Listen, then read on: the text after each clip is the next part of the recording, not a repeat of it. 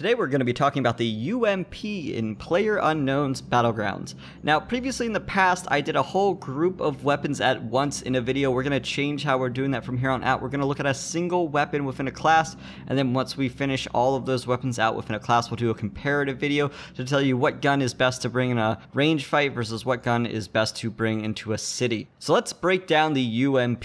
It fires 9mm rounds, and up close it does 35 damage. It can fire in single or full auto mode, and it actually fires the slowest in its class at 652 rounds per minute. That's a shot every 0.092 seconds. Now this gun actually has a pretty interesting range profile. It has the fastest velocity of any of the SMGs. However, don't let that mislead you. It's actually still a pretty slow muzzle velocity of 400 meters per second, though that is the fastest SMG. It is less than half of that for most ARs and sniper rifles. However, because of this gun can be zeroed between 100 and 300 meters. During my investigation, I did find out that there is damage fall-off in this game. I did not think that was the case for a long time, but there is. Up close, this gun is going to deal 35 damage as mentioned before. Now, if you exclude airdrops, that is the most damaging SMG in the game. However, the Tommy gun, if you include it in the SMG class, does actually outdamage it.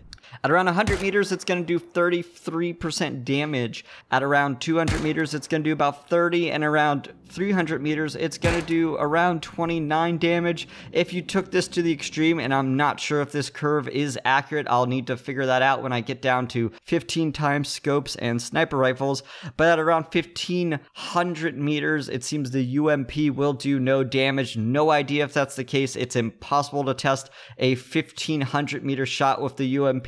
But the bottom line is, for most of the rangers, you're going to be taking a fight with the UMP, which would be less than 300. You're going to be killing people in 4 shots, and anything pretty much under 100 meters, you're going to be killing them in 3 shots. Now, let's take a look at how you're going to lead targets with this gun. According to this gun's muzzle velocity, at about 100 meters with a red dot sight, this clip is going to show you about how much I had to lead a target to hit them fairly consistently. At this range, the UMP shines pretty well. It can land those shots pretty consistently, and it packs a pretty decent punch on an unarmored target. At about 200 meters, if you get your hands on an ACOG, you're going to be using that first horizontal bar as a guide to hitting somebody who is moving perpendicular to you at, again, 200 meters. It's not perfect, and this is where it falls apart. As you can see, I had a hard time landing those shots consistently. It's not super easy, and again, it's going to take about 4 shots at this range to kill someone who is unarmored in the chest. And if you manage to take a firefight with the UMP at 300 meters, it is going to be very tough. You can use that second horizontal tick on the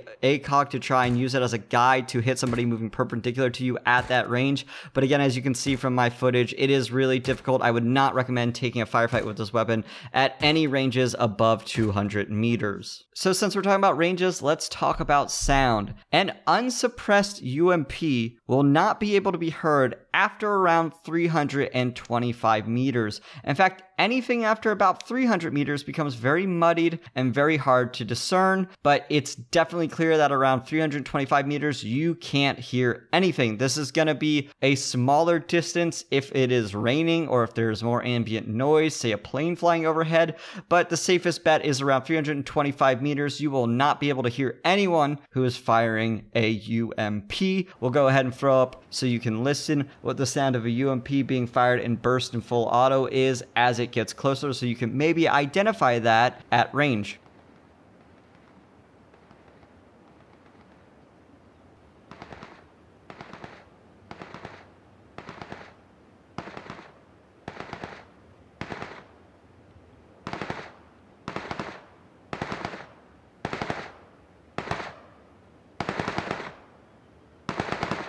Now here's where things get interesting. If you throw a suppressor on a UMP, you will not be able to hear it after 100 meters. That's right, after 1 grid demarcation, you will not be able to hear a player firing a UMP with a suppressor on it. This is a game changer for the suppressor, and it makes the attachment potentially a must-have for the UMP. We'll go ahead and listen to what that sounds like as you get closer than 100 meters, and you can see that the fall-off is actually pretty dramatic.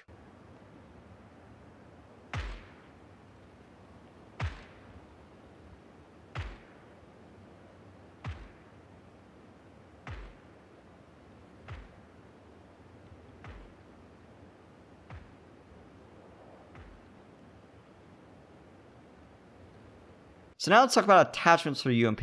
We just talked about the suppressor, but what we failed to mention was that it will also completely eliminate your muzzle flash. There will be absolutely no muzzle flash if you're using a suppressor, and it will actually decrease your deviation by about 5%. That's really minor, but it actually means that using a suppressor will make you more accurate. It does not reduce recoil, but it does improve your accuracy very, very slightly. Since we're talking about things that hide muzzle flash, let's talk about the flash hider. It will, as you can see, reduce the muzzle flash significantly, though it doesn't completely eliminate it like the suppressor does. But what it also does is it will reduce your recoil pattern. Both horizontal and vertical recoil kick will be reduced with the flash hider, and as you can see from this comparative shot here compared to a naked UMP, there is a difference that you can tell. If you want the best muzzle attachment though for accuracy and recoil reduction, the Compensator is a must-have. It does nothing to the muzzle flash, but it does significantly reduce both horizontal and vertical recoil, and it actually increases your overall accuracy. So something I haven't mentioned yet is that the UMP actually has a 30 round capacity magazine. It's actually the biggest magazine, again, if you do not include airdrop only SMGs. If you include the Tommy gun, obviously that has the biggest magazine, but excluding the Tommy gun, the UMP has the largest. And if you manage to get your hands on an extended magazine, that's going to bump it up to 40 rounds. Not huge, but it could save your life. It has a reload time of 3.1 seconds and a tactical reload of 2.5 seconds, meaning if you leave a round in the chamber, you're going to be reloading slightly faster. If you manage to get your hands on a Quickdraw magazine, it's going to shave about a second off of a full reload from 3.1 seconds to 2.1 seconds, and it'll reduce your tactical reload from 2.5 seconds to 1.7 seconds. Again, like with all Quickdraw magazines, that is a 30% reload speed reduction. The UMP can also equip foregrips. It can equip both the angled and the vertical foregrip. The angled foregrip will reduce your overall recoil, both vertical and horizontal. However, it will reduce your horizontal recoil more significantly than the vertical foregrip will. It will also increase your ADS by 10 seconds. Not a significant reduction, but you will be able to aim down sights faster with it. The vertical foregrip will reduce your recoil both vertically and horizontally. However, it will significantly reduce your vertical recoil, much more than the angled foregrip would. However, the vertical foregrip does nothing for your ADS speed. And finally, let's look at the sights that you can throw on this weapon. You can throw a red dot or a holographic. They provide no magnification, but they do increase your ADS speed by about 20%. Match those up with an angled foregrip, and you're looking at a 30% ADS speed increase. You could also take a 2x aim point scope on the UMP. That is a 1.8 magnification scope, despite its names as a 2x, and it'll also increase your ADS by 10%, not quite as fast as the holographic or red dot, but it will still have you aiming down the sights faster. And if you can get your hands on it, you can put the 4x ACOG on the UMP. That will give you a optic with a 4x magnification, but it will do absolutely nothing for your ADS speed. So what's the takeaway? What's kind of the conclusion with the UMP? It's a pretty decent submachine gun. It probably has the best range out of any of the submachine guns. I wouldn't use it in a firefight necessarily more than 200 meters unless you know for a fact you can kill the guy. Maybe he's wounded, downed, or in some ways pinned. Otherwise, it's going to be really hard to land those shots. It does have the fastest muzzle speed, but it's still pretty slow compared to the other weapons. So you're going to have to lead your targets quite a bit past 200 meters.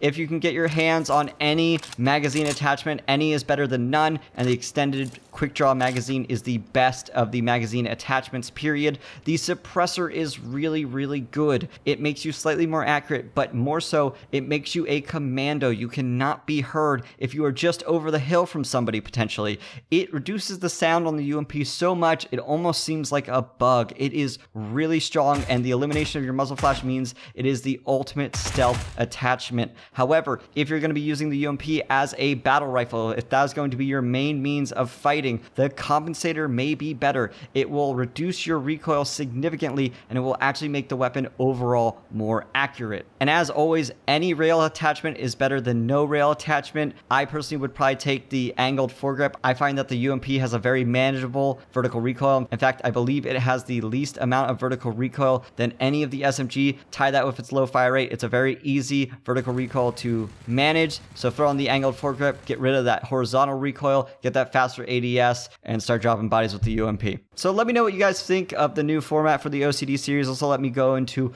more in-depth detail for each weapon, and let me do better comparative analysis once we get to the end of every weapon group. I want to give a shout out to the people over at Pubg.me. I've been working closely with them, and they've been able to data mine the game and give us many of the values you're seeing in this video. And they're actually hard values. They're no longer analysis. They're no longer subject to desync and variables outside my control. These should be very accurate because they're pulled straight from the game engine.